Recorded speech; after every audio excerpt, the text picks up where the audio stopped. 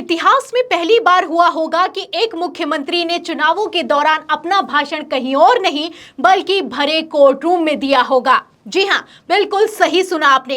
CM Kejriwal ने आज ना जज साहब की सुनी और ना ही अपने वकील की, लगातार दलील पर दलील देते चले गए। इस पर जब जज साहब ने केजरीवाल को रोका तो सीएम साहब ने कहा कि मुझे ना रोकिए, मुझे ना टोकिए, आज मुझे बोलने दीजिए। इस पर तो कोर्ट रूम में सन्नाटा छा गया और जज साहब ने कहा कि पहले तो आप अपनी आवाज नीचे कीजिए। तो ऐतिहासिक सुनवाई के दौरान हाईकोर्ट में क्या कुछ हुआ है, सीएम केजरीवाल ने क्या दलीलें दी हैं, एक एक दलील को आप ध्यान से सुनिएगा। फिर इसके बाद इस पर सीएम केजरीवाल की पत्नी ने क्या बड़ा खुलासा किया है, उस पर आते हैं। सबसे पहले दलीलों से शुरुआत करते हैं। खबर आप देखिए आज तक की। देखिए इसमें लिखा हुआ है कि मेरा नाम क्यों आया ये बताना चाहूंगा। मुझे गिरफ्तार किया गया, न किसी कोर्ट में मुकदमा चला। 31,000 पेज की चार्जशीट फाइल हो चुकी है। टोका टोकी होने पर केजरीवाल ने कहा मुझे बोलने दीजिए। तो जैसे ही केजरीवाल ने बोलना शुरू किया, उनको टोका जाने लगा, उनको रोका जाने लगा। इस पर केजरीवाल ने कहा कि मुझे बोलने दीजिए और ये बताइए पहली बात कि मुझे गिरफ्तार क्यों किया गया है। आगे क्या कहा सुनिएगा। इसमें लिखा है कि मेरा नाम 4 जगह आया। केजरीवाल ने कहा कि मेरे घर पर सिसोदिया को डॉक्यूमेंट दिए, ये आरोप है। मेरे घर सैकड़ों लोग आते हैं, क्या इस आरोप में मुझे गिरफ्तार किया जा सकता है? तो केजरीवाल देख सकते हैं आप किसी की सुनने के लिए तैयार नहीं हुए। जैसे ही उन्होंने बोलना शुरू किया उनको रोका गया, लेकिन वो नहीं रुके। उन्होंने कहा कि मेरा नाम सिर्फ 4 जगह आया है, क्या इस आरोप में मुझे गिरफ्तार किया जा सकता है? अभी तक मेरा आरोप सिद्ध नहीं हुआ है, लेकिन फिर भी मुझे गिरफ्तार किया गया है। आखिर क्यों गिरफ्तार किया गया है, इस पर जवाब दिया जाए। जब किसी को कोई जवाब देते नहीं बना तो जज साहब ने कहा कि आप अपना जो बयान है उसको लिखित तौर पर दीजिए। देखिए इसमें खबर में लिखा भी है कि कोर्ट ने कहा कि आप लिखित में बयान दीजिए। इसके बावजूद सीएम केजरीवाल नहीं रुके। आगे जो उन्होंने कहा है वो और भी ज्यादा चौंकाने वाला है। क्या कहा है सुनिएगा। देखिए खबर में लिखा है कि शराब घोटाले का पैसा कहां है। 100 करोड़ का आरोप लगाया जा रहा है। जस्टिस संजीव खन्ना का ऑर्डर है जिसमें कहा गया है कि मामला संदेहास्पद है। जो रिश्वत की बात की वो संदेह में है। शरद रेड्डी के 9 स्टेटमेंट हुए, 8 में मेरे खिलाफ नहीं बोलता, जब 9वें में मेरे खिलाफ बोलता है तो उसे जमानत मिल जाती है। तो आप देख सकते हैं आज तो केजरीवाल को ऐसा लग रहा था कि वकील की ही नहीं जरूरत है। वो लगातार अपनी दलील खुद पेश करते हुए नजर आए। उन्होंने कहा जो शरद रेड्डी है जिसे गवाह बनाया गया है उसने तो 8 में मेरा नाम तक नहीं लिया, 9वें में जैसे ही मेरा नाम लिया उसको जमानत मिल गई और मुझे गिरफ्तार कर लिया गया। आगे सुनिए इसमें लिखा है उन्होंने ईडी पर भी आरोप लगाया। कहते हैं कि ईडी के जांच के 2 मकसद हैं, स्मोक क्रिएट करना और धमकी देकर पैसा इकट्ठा करना। तो कितना बड़ा आरोप लगाया अरविंद केजरीवाल में, और ये कहीं और नहीं लगाया, कोर्ट रूम में कहा है कि ईडी का सिर्फ 2 मकसद है। एक ये है कि स्मोक क्रिएट करना यानी कि झूठी खबरें फैलाना, और दूसरा धमकी देकर पैसा इकट्ठा करना। इसमें लिखा है आगे कि शरद रेड्डी ने 55 करोड़ का चंदा दिया। ईडी का मकसद है कि आप पार्टी को खत्म कर दिया जाए। तो शरद रेड्डी जिसे मुख्य गवाह बनाया गया है, जिसे पहले तो शराब घोटाले के आरोप में गिरफ्तार किया गया, जब उसने 55 करोड़ का चंदा भारतीय जनता पार्टी को दे दिया तो उसे जमानत मिल गई, और जब जमानत मिली तो उसने बाहर आते ही अरविंद केजरीवाल का नाम लिया।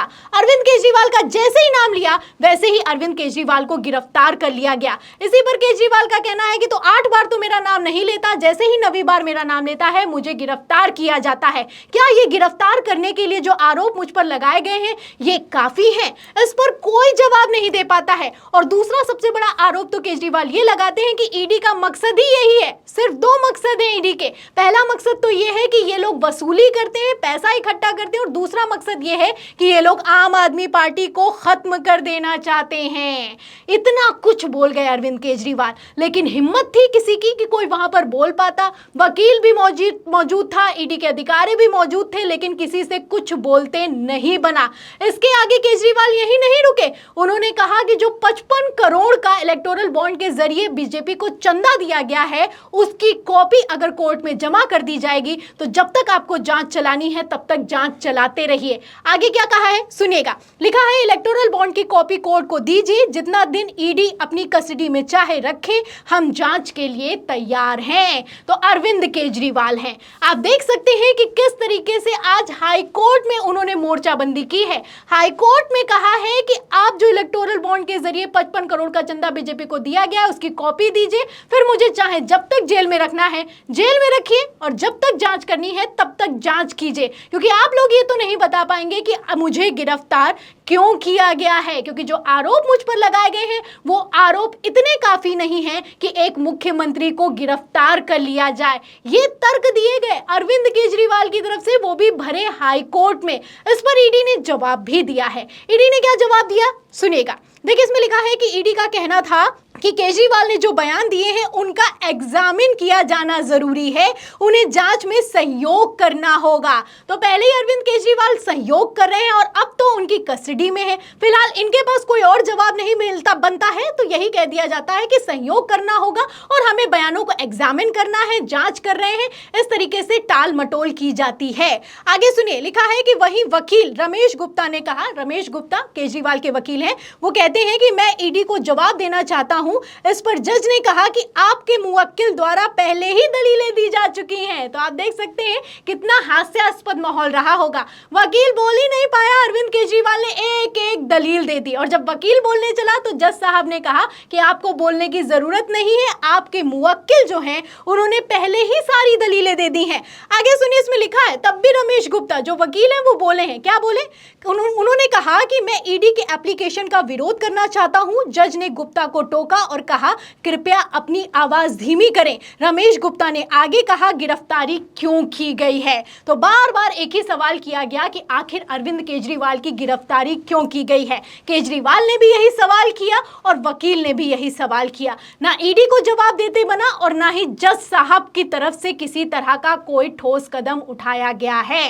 फिलहाल अब मैं आपको बता दूं कि अरविंद केजरीवाल की जो ईडी की रिमांड है उसे 1 अप्रैल तक के लिए बढ़ा दिया गया है। जहां एक तरफ रिमांड को बढ़ाया गया है, वहीं दूसरी तरफ अरविंद केजरीवाल ने जो ऐतिहासिक बयान दिया है या यूं कहें ऐतिहासिक भाषण दिया है वो भी हाई कोर्ट में, वो सोशल मीडिया पर वायरल हो रहा है। उन्होंने लंबा चौड़ा बयान दिया है, मैंने आपको मेन पॉइंट्स बताए हैं। आप इसी से अंदाजा लगा सकते हैं कि अरविंद केजरीवाल ने कैसे सबकी लंका लगा कर रख दी है। फिलहाल जहां अरविंद केजरीवाल का बयान है वहीं दूसरी तरफ वहां पर उनकी पत्नी भी मौजूद थी और जब वो सुनवाई के बाद बाहर निकली तो क्या कुछ कहा, बयान सुनिए। मैम, आप मिली हैं सर से, कुछ कहा सर ने, कुछ बात हुई? How is is health ma'am?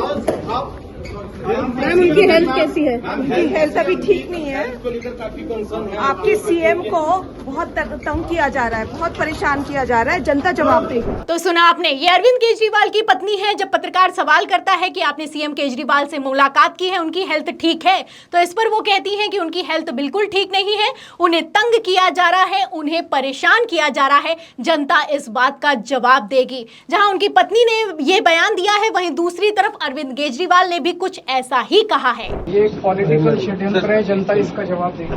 तो सुना आपने, केजरीवाल का भी यही कहना है कि राजनीतिक साजिश है, जनता इसका जवाब देगी। तो जनता जवाब देगी और जनता ने जवाब देना भी शुरू कर दिया है।